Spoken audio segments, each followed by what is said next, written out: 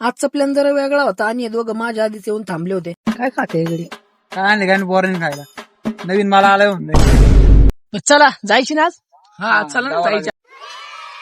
जायची आता 3 फुटाची म्हैस बघायला. 3 फुटाची म्हैस कुठून आणलेली?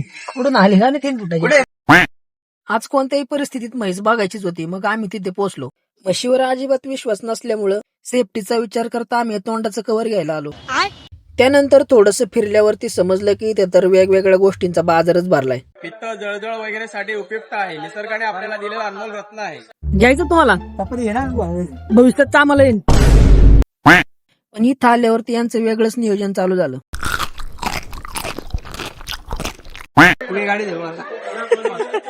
ये क्या तमाशा लगा रखा है तूने? वराला चप्पल टाकायची ती घेऊ काय? घे बरं. क्या दिख रहा है? हाँ?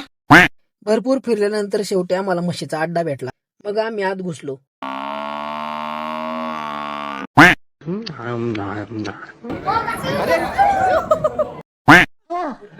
किसने बनाया ये मुजस्सिमा? अरे बघितली का म्हैस? झालं का समाधान? म्हैस बघून झाल्यावरती आम्ही तिथून निघलो. कशी होती म्हैस?